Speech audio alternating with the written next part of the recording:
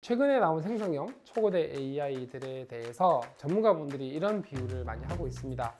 인터넷 버금간다, 모바일 혁명에 버금간다. 어제 온 앤드류 교수님은 그분이 딥러닝 혹은 AI 4대 천왕 중에 한 분입니다. 전기에 버금간다. 그리고 미 전 국무장관이었던 헨리 키신저 장관은 인쇄술에 버금간다라고 할 정도입니다. 지금 살아가시는 분들이 오피스 프로그램 없이 일한다? 인터넷 없이 공부한다 이런 거 상상하기 힘들죠. 지금 생성형 AI들이 제공하는 여러 가지 기능들이 앞으로는 인터넷 없이 일하는 게 상상이 되기 힘든 것처럼 AI 없이 일하고 살아가는 게 상상이 굉장히 힘들 수 있을 겁니다. 안녕하세요. 반갑습니다. 저는 네이버 클라우드 AI 이노베이션을 맡고 있는 하정우라고 합니다. 오늘 제가 소개드릴 내용은 네이버가 만들고 있는 초거대 AI 하이퍼클로바 X이고요. 그리고 이런 초거대 AI가 미래 교육에서 어떤 영향을 끼치게 될지 아주 간략하게 소개해 드리려고 합니다. 초거대 AI는 단순한 AI 기술이 아니다. 이건 범용 기술이다 라는 얘기들이 나오고 있습니다. 미국의 경우는 모든 산업의 노동자 80% 이상이 무려 80% 이상이 하는 일의 10% 이상은 이 도구를 쓴다고 얘기를 합니다. 여러분들이 일하시는데 인터넷 안 쓰고 일하시기 정말 힘드시죠? 그거랑 비슷하다고 보시면 돼요. 그리고 20%의 노동자는 무려 하는 일의 무려 절반이나 이 도구를 써야 된다고 얘기를 하죠. 하는 일의 절반을 이 도구를 잘 쓰면 굉장히 뛰어난 역량을 가진 사람이 되는 거고요. 잘 못 쓰면 아무래도 퍼포먼스가 떨어지겠죠. 그만큼 초거대 AI가 모든 산업에서 중요해질 거다라는 겁니다. 실제로 일하는 방식이 어떻게 변해가는지 예시를 좀 들어볼게요. 특히 사무직 근무하시는 분들 엑셀 엄청 많이 사용을 하십니다. 예를 들어서 이런 분기당 매출이라든가 수익이라든가 이런 장표들 만드실 텐데요. 원래 이런 분석은 사람들이 다 했어야 했죠. 이제는 이 엑셀에 AI, GPT-4 같은 게 붙어서 AI에게 이 테이블이 표시하는 이 실적을 분석을 좀 해달라 라고 하면은 이렇게 자연스럽게 몇 가지로 분석을 해줍니다. 한술 더 떠서 문서 파일을 업로드를 하면은 AI가 그 문서 파일에 있는 내용을 파워포인트 프레젠테이션 파일로 만들어 주는 거죠. 이런 것들을 말씀드리면 교수님들이 제일 좋아하시고요. 교수님들보다 더 좋아하시는 분들이 대학원생들입니다. 교수님들이 발표자를 만들라고 시키니까요. 사무직뿐만 아닙니다. 연구하시는 분들, 데이터 분석하시는 분들도 AI의 도움을 엄청 받으실 수 있어요. 제가 분기 그리고 연간 분기별 매출표를 아주 간단하게 만들어서 CSV 파일 형태로 업로드를 합니다. 그러면서 이 사업 실적을 분석을 해달라고 요청을 했습니다. 챗GPT에게. 그러면 챗GPT는 저한테 물어봅니다. 사업 실적이라고 하면은 너무 브로드하니까 다음 4개 중에 어떤 거를 해드릴까요? 라고 하면서 옵션을 저한테 제시를 해요. 그래서 제가 연 단위 증가율과 분기 단위 증가율을 해달라고 3, 4번 이렇게 골랐어요.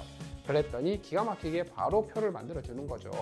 표만 만들어 주는 게 아닙니다. 데이터 시각화 해주고 차트도 그려주고 필요하면 좀 더 복잡한 기능도 만들어 줍니다.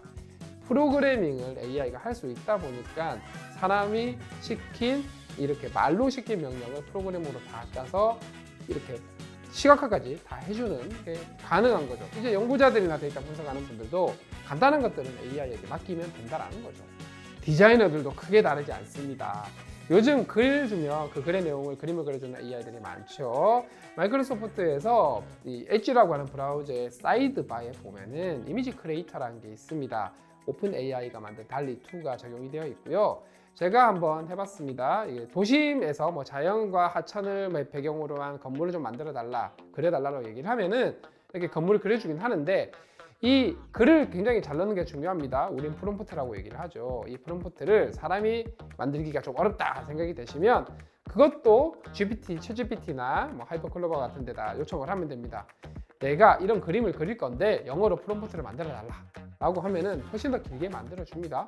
그 프롬프트를 다시 이 그림 그려주는 AI에게 넣으면 훨씬 더 그럴듯한 AI가 그림을 만들어 주는 거죠. 이렇게 사람과 AI가 협업하는 형태로 디자이너들도 일하는 방식이 바뀌어가는 거죠.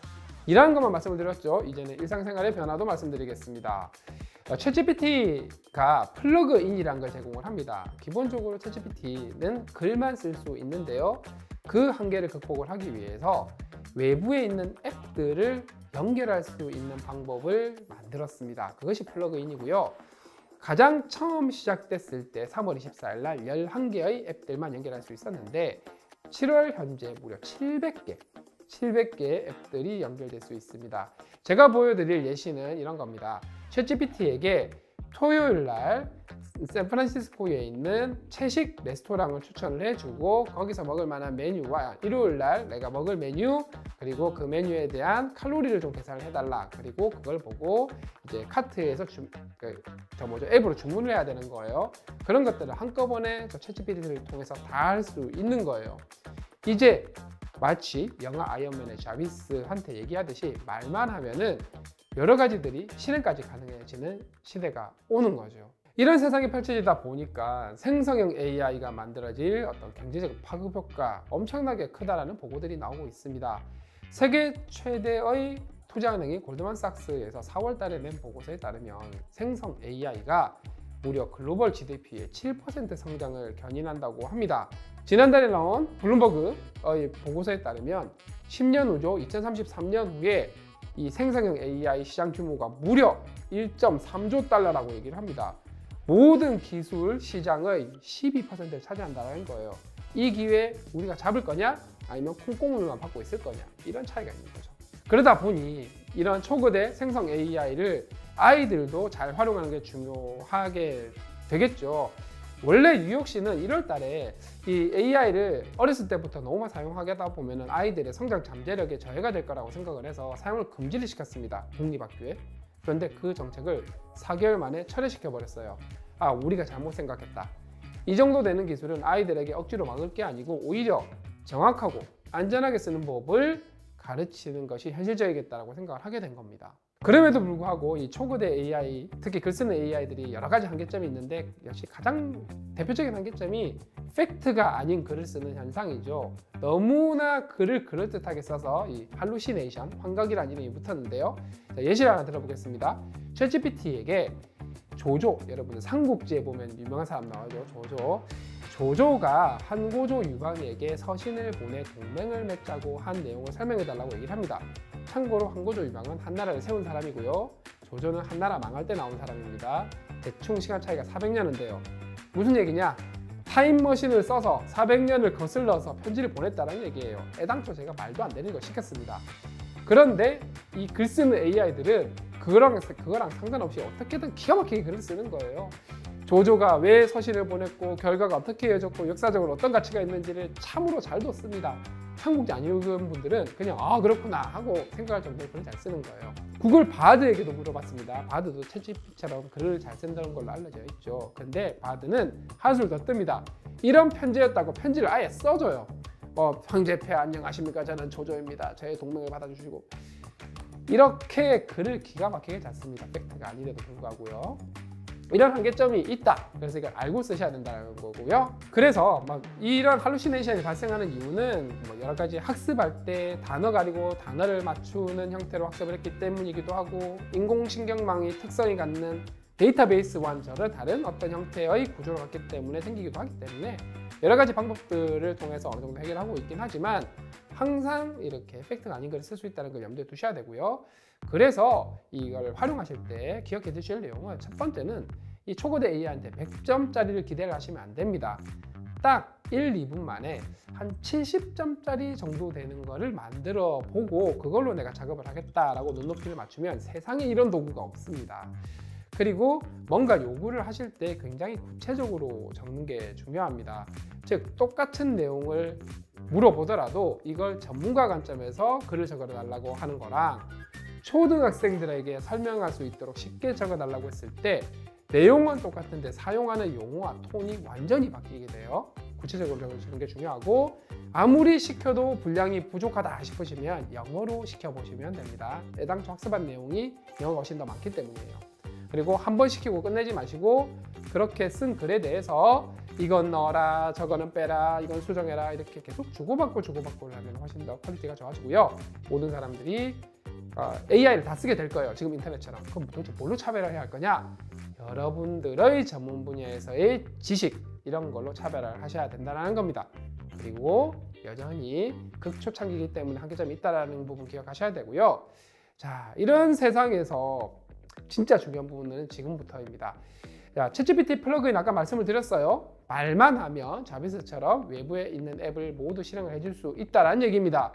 그런데 만약에 이 초거대 AI 플랫폼 생태계가 글로벌 테크 기업들이 만들어 놓은 초거대 AI 기준으로 되어 있다면 우리가 대화를 통해서 얘기한 내용들, 그리고 그 대화를 통해서 실행한 앱들, 그리고 그 앱에 들어간 중요한 정보들 모두 다 글로벌 테크 기업들의 클라우드에 다 저장이 된다는 얘기입니다. 즉 우리나라의 데이터 주권이 저 멀리 사라지게 될 수 있다는 얘기고요. 데이터가 AI를 결정하는 이 시대에는 AI 기술 종속도 자연스럽게 이어질 수 있다는 얘기입니다. 아니 그러면은 뭐 글로벌 테크 기업들이 잘 만든 AI 쓰면 좋은 거 아니냐라고 생각하실 수도 있지만 우리는 2, 3년 전에 모바일 생태계에서 앱 수수료를 마음대로 올려가지고 그 모든 피해가 우리나라 소비자들에게 이어져 왔을 때 우리가 할 수 있었던 게 아무것도 없었던 이 사태 기억하셔야 됩니다. 똑같은 일이 일어나지 말란 법이 없는 거죠. 또 하나 저 대화를 제공하는 저 초거대 AI가 뭐 미국 같은 데는 정보성 위주로 제공을 하고 다른 나라들은 되게 광고성으로 제공을 한다고 해도 우리가 할 수 있는 게 아무것도 없어요. 그래서 더더욱 우리나라에서 우리나라 한국어 중심의 초거대 경쟁력 있는 초거대 AI 생태계를 만들어야 하는 그 이유가 되는 거죠. 또한 이 언어가 글로벌 기업들이 만드는 초거대 AI는 기본적으로 영어에 최적화가 되어 있습니다. 그러다 보니 한국어 같은 비주류 언어들은 비용도 속도도 손해를 볼 수밖에 없어요. GPT-4 기준으로 보면 대충 한 4배 정도 손해를 보는 구조인데 실제로 유료를 써보신 분들은 GPT-4가 얼마나 느린지 체감을 하실 수가 있어요. 이거는 그냥 구조적인 문제다라고 보시면 될 것 같고요. 구글은 이 문제를 어느 정도 해소를 했습니다. 해소를 하긴 했는데 뭐 비용이나 속도 문제, 근데 여전히 남아있는 문제가 있습니다. 글로벌 테크 기업들이 초거대 AI를 만들 때는 영어 문서 데이터를 훨씬 많은 비중으로 학습을 시키고요. 한국어 비중은 상대적으로 많이 적습니다. 요즘은 기술이 좋아져서 이 정도만 학습을 해도 한국어 글 쓰는 것 자체는 전혀 문제가 없습니다. 지금 챗GPT나 바드가 한국어를 잘 쓰는 것처럼요. 문제는 그 컨텐츠에 있습니다. 영어 데이터를 워낙 많이 학습을 했기 때문에 그 영어 문서에 녹아있는 서구의 문화, 가치관, 사고관이 자연스럽게 녹아서 컨텐츠로 만들어지고요. 여기에 별다른 어떤 필터 없이 이런 컨텐츠들을 계속 접하게 되는 사용자들, 미래 세대들은 자연스럽게 이러한 가치관에 녹아들 수밖에 없다는 얘기죠. 결국 우리나라만의 고유의 어떤 가치관, 사고관, 같은 것들이 사라질 가능성이 높아진다는 얘기입니다. 이거 막으려면 한국어 데이터와 영어 데이터를 상당히 적당한 비율로 잘 만들어야 되고 양질의 한국어 데이터를 많이 태워서 학습을 하는 게 중요하다는 거죠. 다행스럽게도 우리나라는 이미 초거대 AI를 가지고 있습니다. 네이버는 매개 변수 1000억 개 이상 기준으로 했을 때 전 세계에서 3번째로 만든 초거대 AI인 하이퍼클로바를 출시를 한 거예요. 세계 첫 번째는 GPT-3 오픈 AI죠. 두 번째는 중국의 하웨이에서 만든 89 알파입니다. 딱 1년 후에 나왔어요. 그리고 그 일주일 후에 하이퍼클로바가 출시를 했어요. 실제로 구글이나 딥마인드, 메타, 마이크로소프트보다 네이버가 더 빨리 만들고 공개를 했다는 점이 크고요. 그럼 무려 공개를 한 지 2년이 지났죠. 2년 동안 초거대 AI를 만드는 방법, 운영하는 방법, 이걸로 서비스와 비즈니스를 하는 노하우까지 굉장히 오래 쌓여왔다는 겁니다. 여기서 더 중요한 거는 이러한 덕분에 우리나라는 AI를 만들 수 있는 기업, 네이버 외에 몇 개 기업들이 더 있습니다. 그리고 이 하이퍼클로바를 사용하는 스타트업들만 무려 500개가 넘어요. 그래서 이 생태계가 만들어져 있다는 뜻이죠. 전 세계에 초거대 AI 생태계가 만들어져 있는 나라가 딱 3나라밖에 없습니다. 미국, 중국, 한국. 그래서 대한민국은 초거대 AI 세계 랭킹 2, 3위는 된다라고 말씀을 드리는 거예요. 지금 우리나라가 원래 AI 초거대 아니고 전체 AI 기준으로 보면은 얼마 전에 영국에 있는 톨토스 미디어에서 나온 순위에 따르면 6위 정도 된다고 해요. 우리나라 위에 뭐 미국, 중국, 뭐 캐나다 뭐 이런 몇 나라들이 있습니다. 그다음에 싱가포르도 있어요. 그래서 6위 정도면 GDP보다 순위가 높죠. 그래서 여전히 꽤 잘하고 있어요. 그리고 초거대 AI는 말씀드린 대로 2, 3등인데 문제는 초거대 AI는 진짜 극초창기거든요. 지금 2, 3등인데 앞으로 뭐 1년 후, 3년 후, 5년 후, 10년 후에도 2, 3등을 하려면 훨씬 더 많은 투자를 해야 되고 국가 차원에서도 굉장히 강하게 드라이브를 같이 걸어야 되는 상황입니다. 규제 같은 것들도 좀 신경 써서 해야 되고요. 왜냐하면은 이 기술 자체가 영국에서도 브릿지PT를 따로 만들어 가지고 실리콘밸리 기술 종속되면 안 된다고 얘기를 하고 있고, 유럽은 EU에서 AI 법안을 굉장히 강하게 통과를 시켰거든요. 그래서 이런 AI의 뭐 위험성 이런 거 얘기하면서 되게 엄격하게 해놨지만 프랑스 마크롱 대통령은 우리 이렇게 있어서는 안 된다라고 얘기를 하고 다니는 거예요. 게다가 샘 알트만이 AI를 뭔가 안전한 AI를 위해서 감사하고 통제하고 라이선싱하고 하는 걸 국제기구로 만들어서 해야 된다라고 주장을 하고 다니고 있고, 유엔 사무총장이 그걸 받아서 9월 달에 뭔가를 만들겠다고 얘기를 하고 있는 거예요. 이제 AI는 각 기업이 생존을 결정하는 게 아니라 국가 단위의 경쟁 체제로 넘어가게 되는 것 같고, 이 국제기구가 만들어진다는 얘기는 유엔 사무총장도 이거 핵처럼 다뤄야 된다고 얘기를 하고 있거든요. 그러면 핵무기 보유국의 지금 위상 있죠? 핵까지 안 나라들의 위상이 있습니다. 마찬가지로 초거대 AI, 자체 초거대 AI를 가진 국가와 가지지 않은 국가처럼 나뉘게 될 수도 있어요. 그때 우리는 지금 이미 2, 3위 정도 하고 있지만 더 잘 만들어서 그 국제기구 수준에서 쓸 수 있는 AI가 됐을 때 훨씬 더 많은 기회가 생길 거란 말이죠. 그러면 우리가 해야 될 일은 국가 단위에서 이런 AI, 초거대 AI 경쟁력을 잘 만드는 게 중요하고, 그럼 실제로 만드는 건 기업들이 하는 거죠. 그럼 정부는 기업들이 잘 만들 수 있도록, 혹은 학계랑 협업을 잘 할 수 있도록 이건 뭐 굉장히 다양한 형태로 지원을 해 주셔야 하는 상황인 거죠. 저희 하이퍼클로바의 현재 능력 기준으로 보면은, 정확하게는 현재가 아닙니다. 2월 달에 저희가 공개한 모델 기준으로 보면은 GPT 3.5의 근간이 되는 텍스트 다빈치 003 모델에 비해서 각종 한국어 테스트에서 굉장히 많은 점수차로 앞서 있는 걸 확인하실 수 있습니다. 이미 한국어 능력에 대해서는 GPT 3.5와 GPT-4 사이 언저리에 2월 달에 있었다는 얘기고, 정량적으로는 그렇고요. 저희가 하이퍼클로바를 공개한 게 2021년 5월이라 말씀드렸어요. 이미 네이버에 100여 가지 이상의 서비스에 적용이 되어 있는데 가장 많이 적용이 된 곳은 사실 네이버 쇼핑입니다. 전국에 있는 50만 이상의 중소상공인 분들이 어떤 판매를 하는데 강력한 도구를 제공을 해드리는 거예요. 중소상공인 분들 대부분은 영세합니다. 한 분 혹은 두 분이서 하다 보니까 이분들은 마케팅 문구 하나 멋지게 만드는 것도 부담스러운 분들이고요. 구매자들이 뭔가 리뷰를 남겼을 때 적절하게 빠르게 대응하는 것도 시간을 쓰기가 아까운 분들입니다. 이분들에게 그런 것들을 바로 도와드릴 수 있는 도구를 제공을 하고 있죠. 그리고 또 다른 적용 분야가 저희가 만든 되게 유명한 앱 중에 클로바 노트라는 게 있습니다. 회의를 할 때 보통은 막내들이 이렇게 회의록 작성하고 있는데 이제는 그런 시대는 갔습니다. 막내들의 참신한 아이디어를 회의에 써야죠. 클로바 노트라는 앱을 실행시키시면 각 회의 참석자들이 했던 얘기들이 전부 다 글로 다 변환이 됩니다. 거기에 글로만 쭉 돼 있으면은 정리가 안 되니까 저희 하이퍼클로바를 적용을 해서 구조화하고 정리하는 것까지 다 됩니다. 이걸 가장 잘 쓰는 분들이 사실은 기자님들입니다. 그 여러 가지 서비스들 중에 사실 가장 의미 있는 서비스는 바로 클로바 케어콜 서비스입니다. 전국에 계신 70개 지자체 15,000분의 독거노인 어르신들께 매주 2, 3회씩 전화를 걸어서 안부를 여쭙는 서비스입니다. 저희도 처음에는 챗봇, 국내에 있는 다른 기업들처럼 챗봇 스타일로 만들었어요. 전화를 겁니다. 걸어서 건강이 괜찮으신지 아닌지 예, 아니요로 대답해 주세요. 이렇게 전화를 걸었어요.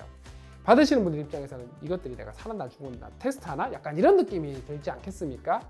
그래서 되게 많이 화를 내셨는데, 그때 저희가 하이퍼클로바 대화 모델을 넣어서 만들었더니 굉장히 많이 좋아하시더라고요. 그게 2021년 11월 부산 해운대부터 출발했고, 근데 대화를 하다 보니까 지난번에 했던 얘기를 얘가 까먹는 거예요.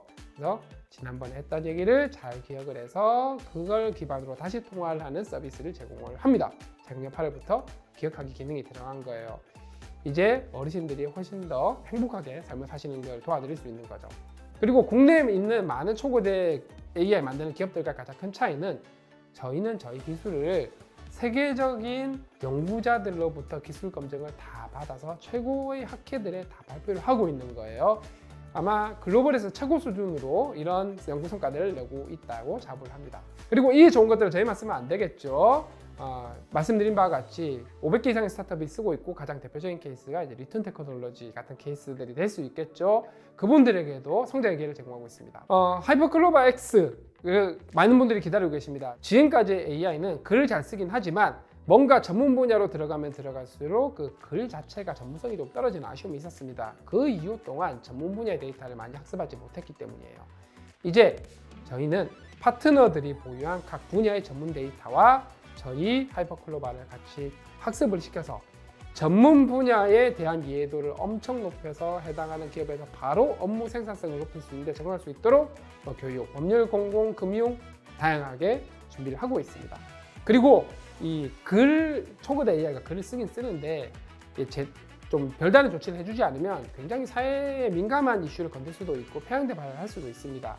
이걸 방지하기 위해서는 잘 설계된 편향성을 완화하는 데이터셋이 필요한데요. 저희가 국내 최고의 법학, 사회과학, 인문학, 철학 연구자, 교수님들과 함께 데이터셋을 만들었어요. 편향된 발화를 하지 않도록 하는 코스비랑 스퀘어라는 데이터를 만들어서 저희가 QR코드를 제공해 드릴 겁니다. 제가 QR코드를 찍고 들어가시면 데이터 그리고 소스코드까지 다 받으실 수 있고요. 무려 CC by SA 라이선스, 즉 여러분들이 서비스를 하시면 상업적 용도로도 활용하실 수 있어요. 왜 이거를 공짜로 공개하느냐? 안전한 AI를 만드는 건 우리 모두가 함께 풀어야 되는 숙제이기 때문입니다. 그리고 이렇게 잘 만든 AI를 클라우드 기반으로 모두 파트너라기보다는 각 파트너들이 저희 하이퍼클로바 X를 써서 어떤 기회를 만들 수 있도록 해드릴 거고, 특히 파트너가 보유하고 있는 데이터를 저희 하이퍼클로바 X의 추가 학습을 통해서 데이터를 제공한 파트너만 쓸 수 있도록 저희가 제공을 해드리고 있습니다. 그리고 이 좋은 거 저희만 쓰면 안 된다고 말씀을 드렸죠. 스타트업들만 쓸 수 있게 도와주는 게 아니라 AI 리터러시를 올리는 게 굉장히 중요합니다. 그래서 저희는 대학들과 함께 실습 수업을 하실 수 있도록 교수님들 그리고 각 대학들과 진행을 하고 있고요. 작년에만 벌써 500명 이상의 대학생들에게 저희가 실습 수업을 제공을 해드렸습니다. 그리고 앞으로는 이제 디지털 교과서 이런 얘기들도 나오고 있죠. 좀 더 나아가면은 초개인화된 교육에 이런 초거대 AI를 활용할 수 있을 것 같습니다. 뭔가 사회가 문제를 이렇게 설명을 했는데 잘 이해를 못한다. 그럼 좀 더 쉽게 설명해줘. 하면은 이런 초거대 AI들을 좀 더 쉽게 설명을 해준다거나, 그리고 문제 풀 때도 좀 더 도움을 준다라거나 그런 것들을 개인 맞춤형으로 할 수 있겠죠. 저희가 제공하고 있는 클라우드 기반의 교육 플랫폼인 웨일스페이스와 하이퍼클로바 X가 결합을 했을 때 완전히 새로운 형태의 굉장히 효과적인 교육 서비스도 제공해 드릴 수 있을 거고요.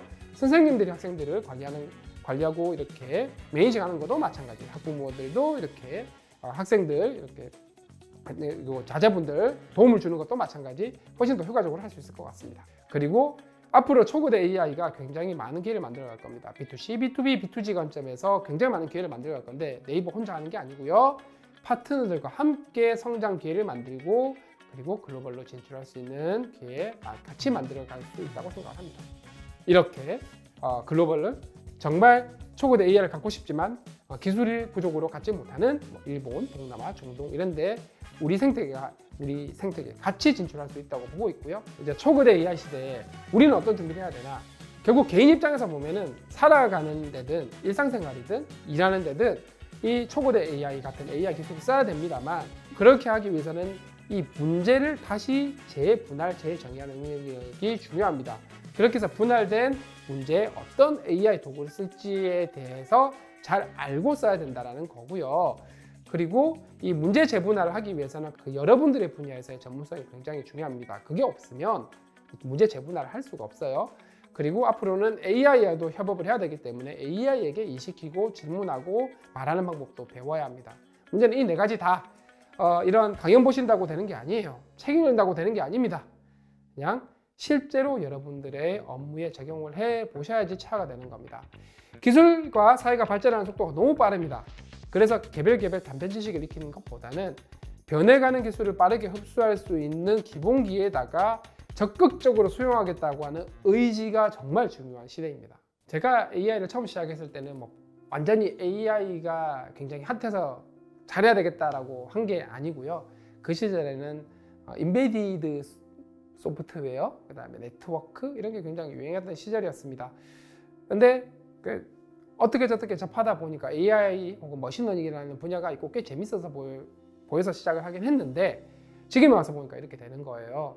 그래서 이게 꼭 지금 있는 이 굉장히 핫한 게 반드시 성공한다 이런 느낌보다는 궁극적으로 진짜 내가 이런 걸 하고 싶다를 먼저 정하는 게 필요한 것 같고요. 저는 이제 이게 너무 재밌을 것 같고 어떤 기술적으로 뭔가 기여를 되게 하고 싶고 그래서 지금 뭐 어떤 거를 하면 좋을지의 관점에서 출발을 했던 거거든요. 근데 그게 어떻게 보면 되게 운이 좋게 AI 쪽으로 넘어와서 알파고 터지고 그때 상황에 맞춰 가지고 해야 했던 여러 가지 것들 노력도 하면서 운도 따라주면서 이렇게 지금의 자리에 와 있는 것 같습니다. 뭐 지금의 자리가 뭐 엄청 대단한 건 아닌 것 같지만, 그래서 중요한 거는 내가 어떤 게 되고 싶은지 10년 후에 혹은 내가 40살쯤 됐을 때 어떤 걸 하고 싶은지를 조금 정해 놓는 게 필요할 것 같아요. 그러면은 그게 어느 정도 구체화가 되면 거꾸로 역산을 할 수가 있거든요. 내가 만약에 40살에 교수를 하고 싶다 그러면은 적어도 박사학위 과정을 가야 되고, 그러면 박사학위를 과정을 가기 위해서는 대학을 가야 되는데 그런 기본기에 대한 공부를 더 해야 되고 이런 것들이 역산이 될 거고, 내가 만약에 AI 분야에서 되게 뛰어난 스타트업이나 기업을 창업을 해서 되게 훌륭한 어떤 스타트업 창업자가 되고 싶다라고 얘기를 하면 또 거꾸로 내려가야 되겠죠. 그냥 기술만 보는 게 아니라 전반적인 산업의 흐름, 비즈니스의 흐름, 서비스의 흐름, 거기에 초반부터 그 개발자들을 많이 채용할 수는 없으니 본인이 프로토타이핑도 할 수 있고 시도도 할 수 있고 하는 거기에 필요한 여러 가지 것들, 그리고 뭐 사람과의 릴레이션, 네트워킹을 하는 것도 그런 것들을 고려해서 준비를 하셔야 되겠죠. 그래서 내가 되고 싶어 하는 게 뭔지를 조금 먼저 정하는 게 필요하고, 그걸 정하는 게 사실은 쉽지 않기 때문에 많은 분들을 만나서 이런 건 좋고 이런 건 나쁘고 하는 것들에 대한 정보를 좀 얻고 그게 나에게 맞는지 아닌지도 좀 체크하는 게 필요하다. 그게 첫 출발점이 아닌가 싶습니다. 나머지는 운칠 기삼인 것 같아요. 운이 굉장히 잘 따라주면은 좀 이게 노력을 엄청 많이 하지 않아도 잘 되는 경우도 틀림없이 있습니다. 그런데 반대로 아무리 노력해도 잘 안 될 수도 있어요. 그래서 좌절하실 필요는 없고요. 다만 운이 왔을 때 준비가 안 돼 있으면 그 운을 내 걸로 쟁취할 수가 없기 때문에 최선을 다한 준비는 하고 있어야 된다. 뭐 이런 관점으로 봐주시면 될 것 같습니다.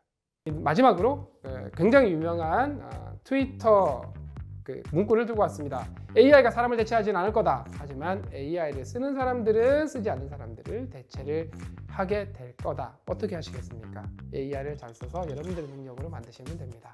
감사합니다.